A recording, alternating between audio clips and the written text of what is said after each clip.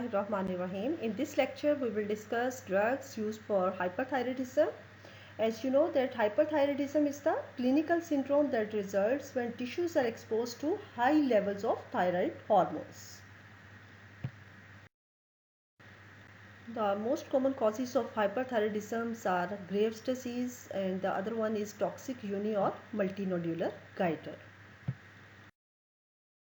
Symptoms of patients with hyperthyroidism are warm, moist skin, sweating, heat intolerance, retraction of upper lid with wide stare, periorbital edema, exophthalmos, diplopia, and in CVS, decreased peripheral vascular resistance, increased heart rate, in respiratory system, dyspnea, decreased vital capacity, in GIT, increased appetite, increased frequency of bowel movements, and in CNS, nervousness, hyperkinesis, and emotional lability, while in musculoskeletal system, weakness and muscle fatigue, renal system, mild polyuria, and hematopoietic system, increased erythropoiesis and anemia, and in reproductive system, menstrual irregularities, decreased fertility, and metabolic system is largely affected by thyroid hormones.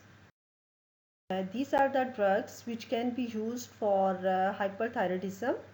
Inhibitors of hormone synthesis, we have carbimazole, methimazole, and propylthiouracil, while in inhibitors of hormone release, we have iodine, iodides of sodium, potassium, and organic iodides. We can also use radioactive iodine ionic inhibitors, which are thiocyanate, perchlorates, and nitrates. This figure is showing summary of mechanism of action of all the drugs which have described in previous slides. As you can see that thiocyanate and perchlorate, they will inhibit transport of iodide, while iodides and thiamides will inhibit organification, and iodides will also inhibit proteolysis, so they will inhibit release of thyroid hormone. While ipodate, beta blockers, and corticosteroids, they will inhibit the conversion of T4 to T3. T3 is more potent as compared to T4. Drugs which are mainly used to control hyperthyroidism, these are also known as thioamides and thiourea derivatives, which includes propylthiouracil, methimazole, and carbimazole. Remember, methimazole is 10 times more active than propylthiouracil. What is the mechanism of action of these drugs? Uh, these drugs inhibit thyroid hormone production by firstly by inhibiting thyroid peroxidase, which is required for oxidation of iodides, and secondly they inhibit iodination of tyrosine, and they also inhibit coupling. uh, Propylthiouracil has an additional mechanism also. It inhibits peripheral conversion of T4 to T3. Carbimazole is more potent and we have to give single dose. It is completely absorbed and accumulated in thyroid. It is excreted in urine, has some immunosuppressive effects, and it can also cross placenta. So we have to be careful while prescribing this drug in pregnant ladies. It is also excreted in breast milk, so you have to be cautious while prescribing this drug in lactating mothers. Dose is 5 to 15 milligram 3 times a day, and maintenance dose is 2.5 to 10 milligram 2 times a day.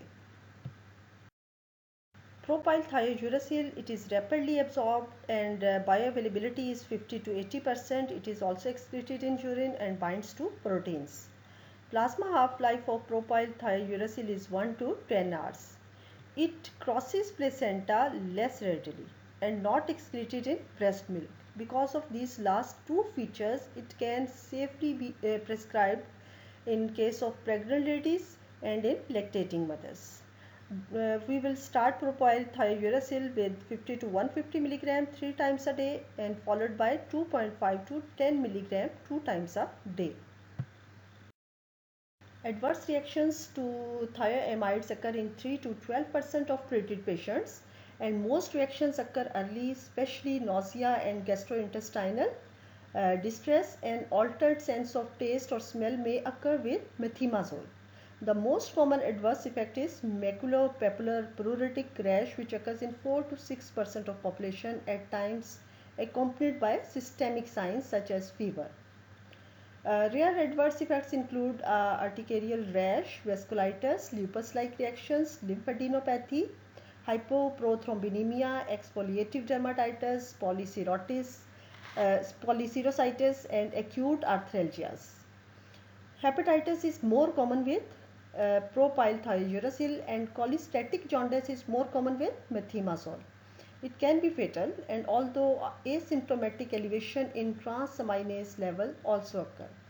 The most dangerous complication is agranulocytosis, and it is an infrequent side effect but potentially fatal adverse reaction. It occurs in 0.1 to 0.5% of patients taking thiamides, but the risk may be increased in older patients and in those receiving high dose methimazole therapy.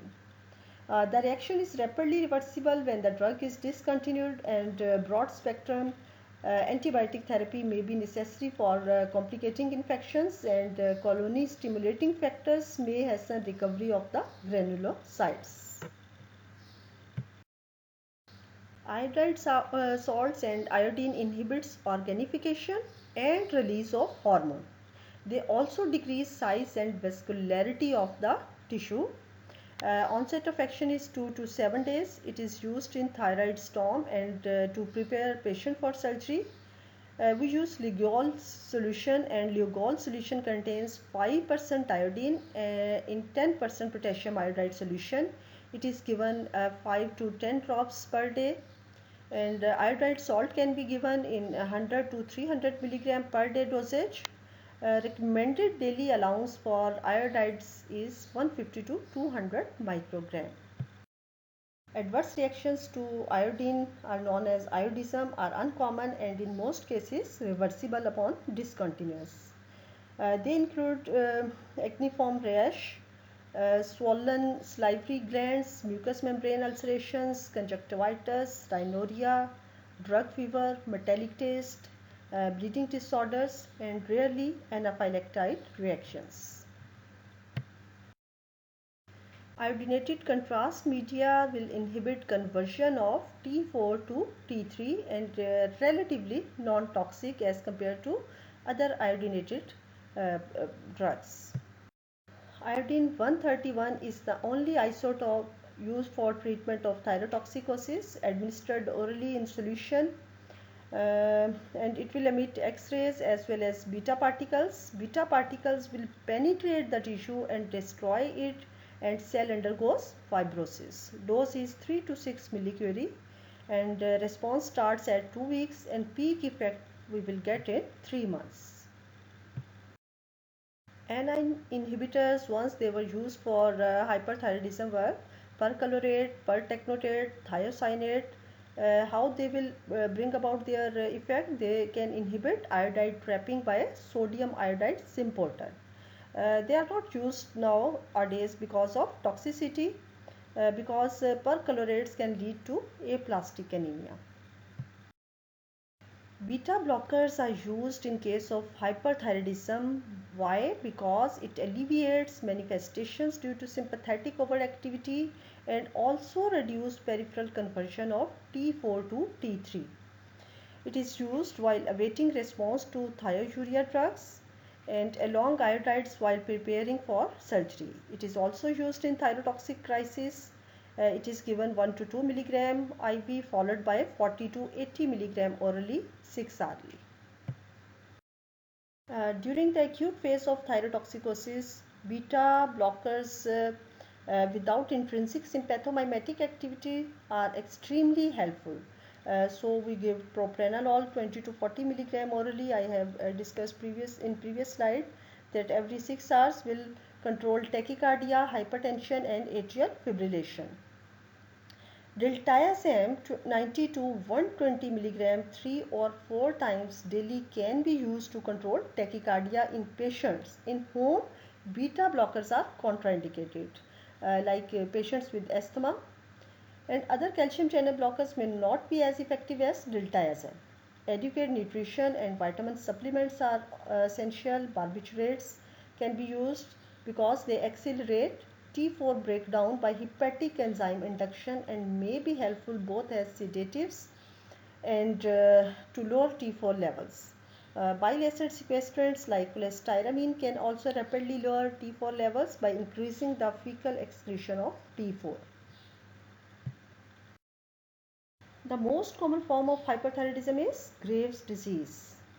It is an autoimmune disorder, and in lab findings we will find there will be increased T3, T4 and suppressed thyroid stimulating hormone, and there will be increased radioactive iodide uptake, and thyroid stimulating hormone receptor antibodies can be present.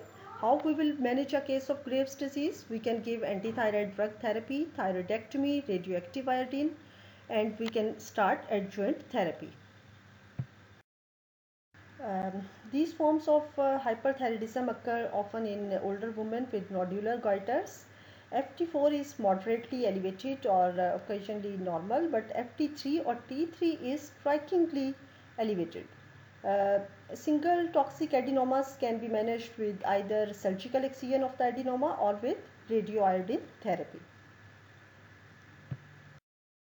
Subacute thyroiditis. During the acute phase of a viral infection of thyroid gland, there is destruction of thyroid parenchyma with transient release of stored thyroid hormones. A similar state may occur in patients with Hashimoto's thyroiditis. These episodes of transient thyrotoxicosis have been termed spontaneously resolving hyperthyroidism. Sportive therapy is usually all that is necessary, such as beta blockers without intrinsic sympathomimetic activity can be used for tachycardia, and aspirin or non-steroidal anti-inflammatory drugs to control local pain and fever. Corticosteroids may be necessary in severe cases to control the inflammation.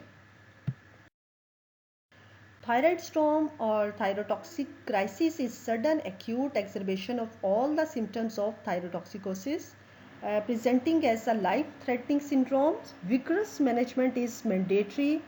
We will give propranolol 1 to 2 mg slowly intravenously or 40 to 80 mg orally every 6 hours, or diltiazem 5 to 10 mg per hour IV infusion, potassium iodide 10 drops orally, propyl thiouracil 250 mg 6 hourly, and hydrocortisone 50 mg intravenously 6 hourly, and sportive therapy for fever and heart failure. Sportive therapy is essential to control fever and heart failure and any underlying disease process that may have precipitated to acute storm. Although sphere of ophthalmopathy is rare, it is difficult to treat. Management requires effective treatment of the thyroid disease, usually by total surgical excision or radioactive ablation of the gland plus oral prednisone therapy. In addition to local therapy may be necessary, which is elevation of the head to diminish periorbital edema and artificial tears to relieve corneal drying. Smoking cessation should be advised to prevent progression of ophthalmopathy. Dermopathy or pretibial mixed edema will often respond to topical corticosteroids applied to the involved area and covered with an occlusive dressing. Thyrotoxicosis during pregnancy. In first trimester, we can give propyl thiouracil less than 300 mg per day. And in second trimester, you can go for subtotal thyroidectomy. Neonatal Graves' disease is self-limiting, and treatment is propyl thiouracil 5 to 10 mg per kg per day, or you can give Lugol solution 1 drop 8 hourly and propranolol 2 mg per kg per day. Subclinical hyperthyroidism is defined as suppressed TSH level in conjunction with normal thyroid hormone levels. Cardiac toxicity, especially in older person, is of greatest concern. The consensus of thyroid experts concluded that hyperthyroidism treatment is appropriate in those with TSH less than 0.1 milliliter unit per milliliter, while close monitoring of the TSH level is appropriate for those with less TSH suppression. Approximately 3% of patients receiving amiodarone will develop hyperthyroidism, and two types of amiodarone induced thyrotoxicosis have been reported. Iodine induced, which often occurs in persons with underlying thyroid disease, that is multinodular goiter, and an inflammatory thyroiditis type 2 that occurs in patients without thyroid disease due to leakage of thyroid hormone into the circulation. So treatment of type 1 is that it will require therapy with thiamides, while type 2 responds best to glucocorticoids. Non-toxic goiter is a syndrome of thyroid enlargement without excessive thyroid hormone production. Enlargement of the thyroid gland is often due to TSH stimulation from inadequate thyroid hormone synthesis.